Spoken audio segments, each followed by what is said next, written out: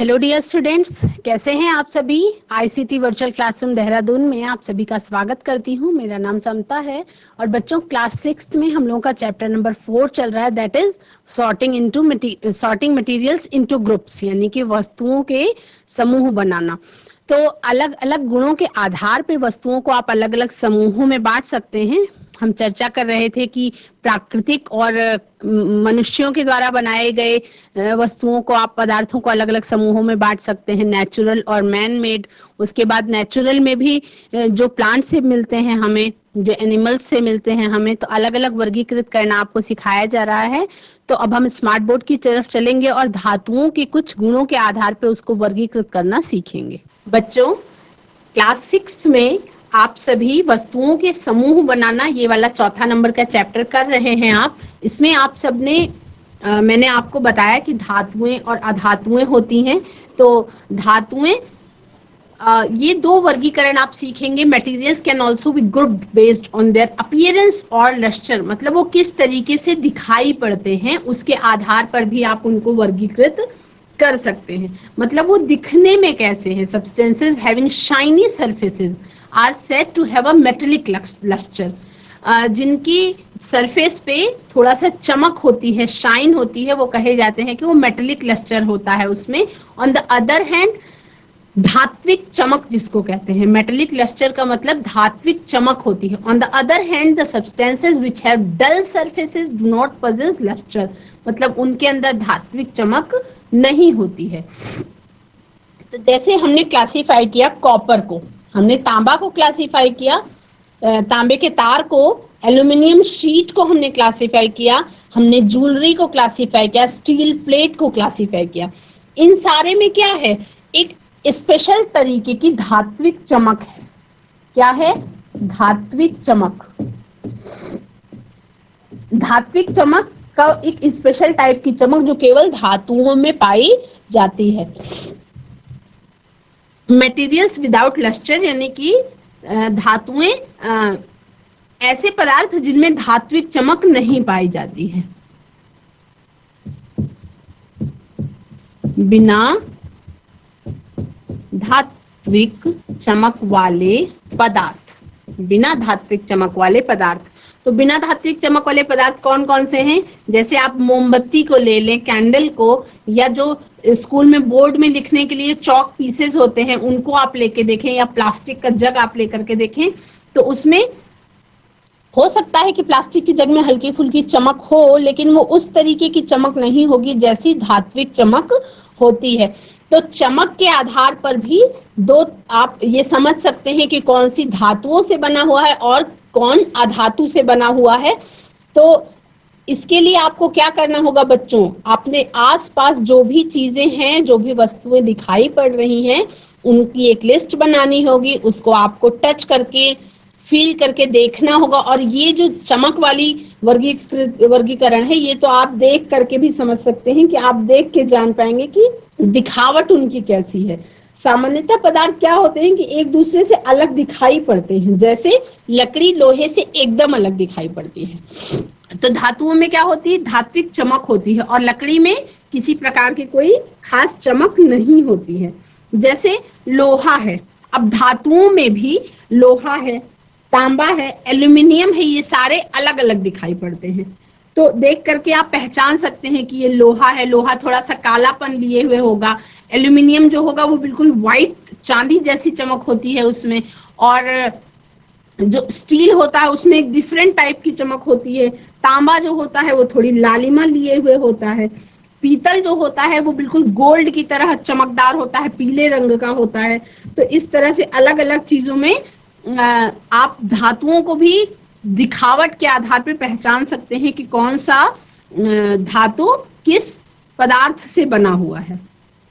ठीक है, अब इसके बाद आप लोगों को इस तरह से देखना है कि जो ये धात्विक चमक वाले पदार्थ हैं, ये कौन से होंगे? ये अधिकतर क्या होंगी? धातुएं ही होंगी। धात्विक चमक जिनमें पाई जाएगी वो क्या कहलाएंगी? धातुएं कहलाएंगी। और जो बिना धात्विक चमक वाले पदार्थ होंगे वो ज्यादातर अधातु या नॉन मेटल कहलाएंगे। क्या कहलाएंगे? अधातु या नॉन मेटल कहलाएंगे। तो इसके बाद आप दिखावट के आधार पे अगर आप वर्गीकृत करें वस्तुओं को, तो can you classify the objects that we had taken above based on their appearance. Appearance का मतलब वो कैसी दिखाई पड़ती हैं। दिखावट के आधार पे वस्तुओं को अलग अलग करना आपको आ गया होगा। Do you know why most dishes are made up of metals. यानी कि जो बहुत सारी डिशेस होती हैं, डिशेस का मतलब खाने के बर्तन, डिशेस का मतलब क्या होता है, जिसमें खाना खाने के बर्तन जो होते हैं, खाना खाने के बर्तन, खाना खाने के बर्तन को आप डिशेस कहते हैं और खाना बनाने के बर्तन को आप अटेंसिल्स कहते हैं। तो the dishes that we use for eating are usually made up of metals. जो भी प्लेट्स होती हैं या जो भी थाली होती है जो हम खाना खाने के लिए यूज करते हैं, वो ज्यादातर किससे मिलकर के बनी होती है, वो धातुओं से बनी होती है, वो धातु से बनी होती है। Metals are hard. मेटल्स कैसे होते हैं, हार्ड होते हैं, यानी कि कठोर होते हैं। मेटल्स कैसे होते हैं, कठोर होते हैं। और एंड डू नॉट वेयर और टेयर इजिली, और बहुत आसानी से टूटते फूटते नहीं हैं। Hence, hot food can be easily stored in them and they can withstand rough handling. यानी कि जो खाने के बर्तन होते हैं वो बहुत जल्दी से टूटते फूटते नहीं है, क्योंकि वो धातुओं से बने होते हैं। और गर्म खाने को भी आप इजीली उसमें रख सकते हैं, तो उससे उस धातु गर्म भले ही हो जाएगी लेकिन उस धातु पर कोई खास प्रभाव नहीं पड़ेगा। तो उसको आप कह सकते हैं कि रफ हैंडलिंग के लिए वो ठीक होती है। मतलब अगर मान लीजिए बर्तन गिर भी जाए तो टूटेगा नहीं, बर्तन अगर आपके हाथ से छूट भी जाए तो टूटेगा नहीं, तो रफ हैंडलिंग के लिए वो ठीक होता है। Moreover metals are hard. धातुएं कैसी होती हैं, कठोर होती हैं और मैलिएबल होती हैं। Thus a variety of shapes can be given to the articles made using them. इसलिए उसको क्या होता है, जब मेटल को बहुत ज्यादा तापमान दिया जाता है, गर्म कर दिया जाता है, तो उसको अलग अलग शेप दे दिया जाता है अलग अलग वस्तुओं को बनाने के लिए। ठीक है, तो डू यू नो, क्या आप सभी जानते हैं, why wires are always covered with a layer of plastic. क्या आप जानते हैं, क्या आप जानते हैं कि तार को सदैव प्लास्टिक से कवर क्यों किया जाता है। सदैव प्लास्टिक से कवर क्यों किया जाता है, क्यों किया जाता है। अब इसमें अभी हमने थोड़ी देर पहले पिछले सेशन में इसके बारे में चर्चा करी थी, जो बहुत अच्छे सुचालक और कुचालक के बारे में, बैड कंडक्टर के बारे में चर्चा करी थी। तो ये क्वेश्चन एक कारण बताओ में आ सकता है कि do you know why wires are always covered with a layer of plastic. यानी कि जो घर में आपके बिजली के तार आप लगे हुए देखते हैं, वो डायरेक्ट तार क्यों नहीं होते। तार तो धातुओं से बनते हैं, लेकिन तार किसी न किसी कवरिंग से कवर्ड होते हैं जिसको आप छू सकते हैं। अगर मान लीजिए तार में बिजली दौड़ रही है, यानी इलेक्ट्रिसिटी अगर रन कर रही है, उसके बावजूद भी तार को आप टच करेंगे तो आपको करंट नहीं लगता है। तो तार को हमेशा ही प्लास्टिक से कवर क्यों कर दिया जाता है, ये आपको देखना है। Electric wires, plug tops, switches and other parts of electrical appliances are covered with plastic. ये ज्यादातर सामान जैसे कि प्लग हो गया, तार हो गया, स्विचेस हो गए और इलेक्ट्रिकल अप्लायंसेस जैसे कि आपका कोई भी बिजली से चलने वाला सामान है, वो ज्यादातर उसकी जो आउटर कवरिंग होती है वो प्लास्टिक से कवर्ड होती है। क्यों ऐसा होता है, क्योंकि plastic is a bad conductor. यानी कि प्लास्टिक इलेक्ट्रिसिटी का सुचालक नहीं है, बैड कंडक्टर है, यानी कि वो कुचालक है। बैड कंडक्टर को आप क्या कह सकते हैं कि प्लास्टिक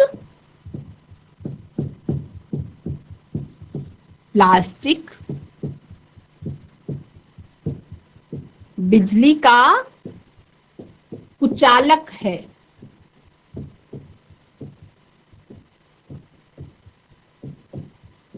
प्लास्टिक बिजली का कुचालक है। तो क्या करता है, मान लीजिए किसी इंसान ने अगर कोई बिजली से चलने वाले सामान को टच किया और अगर वो प्लास्टिक से कवर नहीं है तो क्या होता है, करंट लगने की संभावना होती है। तो उससे बचने के लिए प्लास्टिक जो है बिजली का कुचालक है, इसलिए हर प्रकार के तारों पे प्लास्टिक की एक कवरिंग कर दी जाती है और वो इलेक्ट्रोक्यूटेड होने से यानी कि करंट लगने से बच जाता है। All non metals also act as electrical insulators. और सबसे अच्छा अगर बिजली का कुचालक कुछ है तो वो बच्चों वो होती है लकड़ी। लकड़ी विद्युत की बहुत अच्छी कुचालक होती है, लेकिन हर जगह लकड़ी की कवरिंग नहीं की जा सकती है, इसलिए प्लास्टिक जो कि इजीली उसको कवरिंग की जा सकती है तो प्लास्टिक की कवरिंग कर दी जाती है। अदरवाइज लकड़ी सबसे अच्छा बिजली का कुचालक होती है। Metals on the other hand are good conductors of electricity. और धातुएं जो है वो बिजली की अच्छी सुचालक होती हैं। धातुएं बिजली की सुचालक होती हैं, इसीलिए सभी प्रकार के बिजली के तार जो है वो धातुओं से मिलकर के बनाए जाते हैं। ठीक है, तो अब हमने ये चीजें समझ ली है ना कि दिखावट के आधार पे किस तरीके से क्लासिफाई कर सकते हैं। अब हम मटेरियल्स को क्लासिफाई करेंगे ट्रांसपेरेंट, ट्रांसलूसेंट और ओपेक। इन 3 कैटेगरीज में इनको क्लासिफाई करेंगे कि कैसे वो मतलब उसको वो किस तरह से पारदर्शी होती हैं, कैसे वो अपारदर्शी होती हैं और कैसे ऐसे पारभासी होती हैं। पारदर्शी ट्रांसपेरेंट को आप क्या कहते हैं, पारदर्शी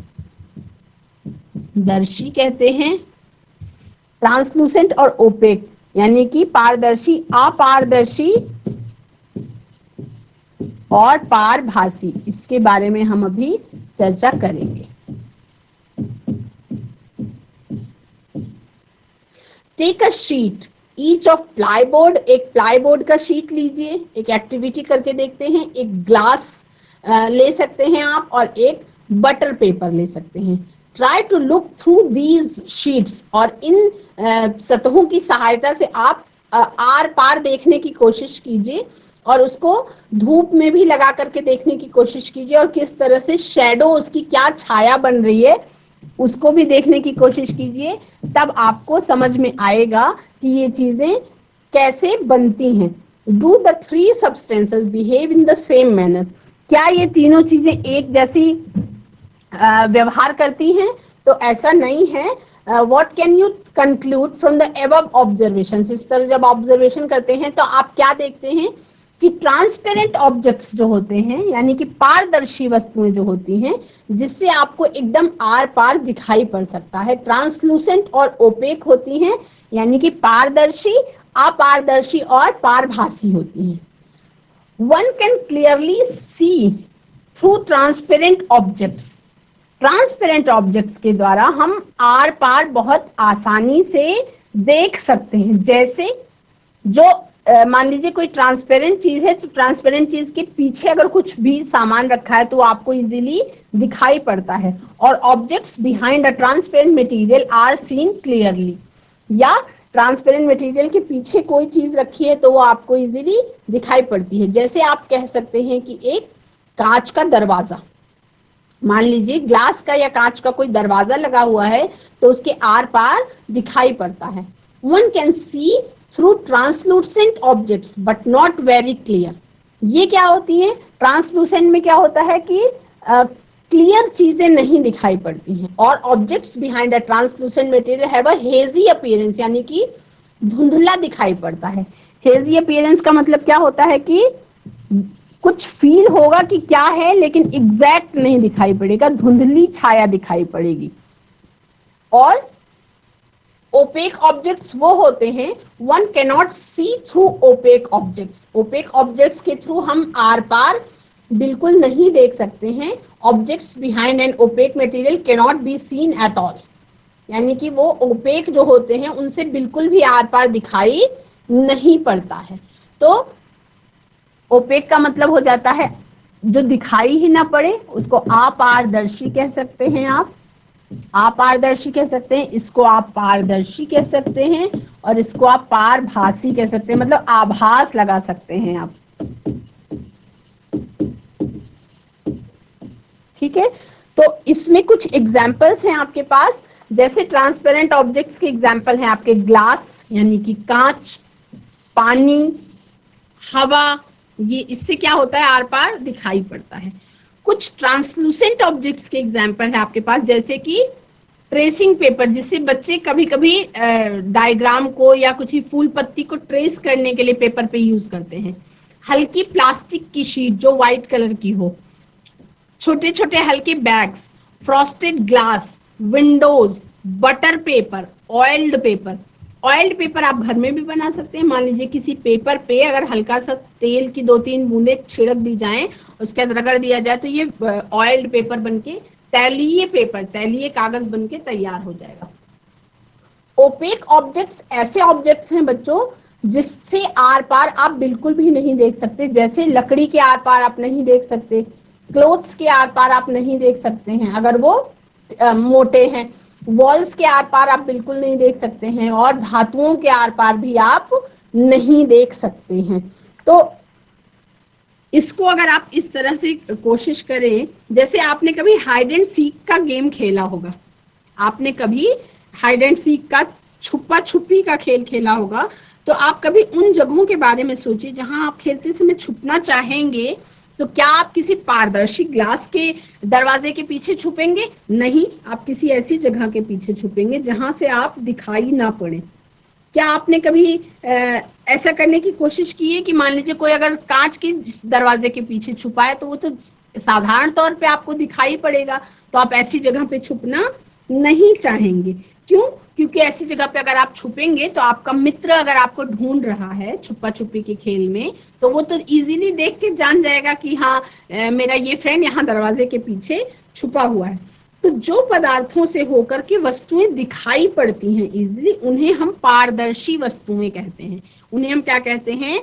ट्रांसपेरेंट ऑब्जेक्ट्स या पारदर्शी वस्तुएं कहते हैं। जैसे जल है, वायु है, और कुछ प्लास्टिक भी ऐसे होते हैं बच्चों की जो पारदर्शी होते हैं। मतलब अगर प्लास्टिक की ही शीट है लेकिन वो पारदर्शी बनाई गई हो, एकदम व्हाइट भी नहीं कहेंगे, वो एकदम पानी के रंग की हो, तो आर पार वो दिखाई पड़ सकती है। जैसे कुछ मान लीजिए जैसे बिस्किट के पैकेट हैं या नमकीनों के पैकेट हैं, वो कुछ खाद्य पदार्थ जो हैं वो ऐसी बर्तन में रखते हैं या ऐसे पैकेट में पैक्ड होते हैं जिससे आपको अंदर का मटेरियल जो है वो इजीली दिखाई पड़ता है। तो जो दुकानदार लोग होते हैं वो क्या करते हैं कि पारदर्शी डब्बे में या पारदर्शी पैकेट में अपने मटेरियल को रखते हैं, बेचने वाले सामान को, ताकि खरीदार को इजीली वो दिखाई पड़ सके। तो और बहुत सारी कांच की बॉटल्स भी होती हैं दुकानों में जिनमें टॉफीज वगैरह, चॉकलेट वगैरह रखी रहती है, ताकि क्या हो वो बच्चों को इजीली दिखाई पड़े, और इसलिए फिर शॉपकीपर अट्रैक्ट कर सके बच्चों को ताकि बच्चे ये चीजें खरीदें। तो ये चीजें हो गई पारदर्शी। पारदर्शी का मतलब ये कि जो आर पार आपको इजीली दिखाई पड़ती हैं। जिन मटेरियल से आप आर पार इजीली देख सकते हैं वो मटेरियल आपके पारदर्शी मटेरियल कहलाते हैं। क्या कहलाते हैं? जिन मटेरियल से आप आर पार आसानी से देख सकते हैं वो मटेरियल क्या कहलाते हैं बच्चों? पारदर्शी मटेरियल कहलाते हैं, यानी कि ट्रांसपेरेंट ऑब्जेक्ट्स कहलाते हैं। और इसके विपरीत कुछ ऐसे पदार्थ भी होते हैं जिनसे होकर के आप वस्तुओं को देख नहीं सकते हो। तो ये पदार्थ, इन पदार्थों को क्या कहते हैं? अपारदर्शी पदार्थ कहते हैं। और जैसे मान लीजिए कोई लकड़ी का बॉक्स है, लकड़ी का बक्सा है, तो क्या उसके अंदर क्या रखा हुआ है मटेरियल वो आपको दिखाई पड़ता है? या आपने कुछ मंगाया घर में और गत्ते के डब्बे में रख के कोई चीज आया, गत्ता जो ब्राउन कलर का होता है, तो उसके अंदर क्या चीज रखी है वो जब तक आप गत्ते को खोलते नहीं है तब तक आप नहीं जान पाते हैं कि उसके अंदर क्या रखा हुआ है। या मान लीजिए कोई स्टील का डब्बा है, तो स्टील के डब्बे के अंदर अगर आपको बाहर से दिख नहीं रहा है तो आप कैसे अंदाजा लगा पाएंगे कि उसके अंदर क्या है? बड़े लोग तो उसकी आवाज से, हिला के डब्बे को आवाज से अंदाजा लगा लेते हैं कभी कभी, है ना। कभी कभी उस पे नाम लिख दिया जाता है कि अमुक वस्तु यहाँ पे रखी हुई है। लेकिन अगर कुछ इस तरीके का अंदाजा ना लगा पाए तो आप अपारदर्शी डब्बे में से कैसे कोई चीज देख सकते हैं कि अंदर क्या रखा हुआ है? तो इसमें आपका लकड़ी है, धातुएं हैं, गत्ता है, ये कुछ ऐसे वस्तुओं पदार्थों के एग्जाम्पल हैं जो अपारदर्शी हैं, जिनके आर पार आप आसानी से देख नहीं सकते हैं। तो जिनके आर पार आप इजीली आसानी से नहीं देख सकते हैं वो कैसी वस्तुएं होती हैं? अपारदर्शी वस्तुएं होती हैं, ठीक है।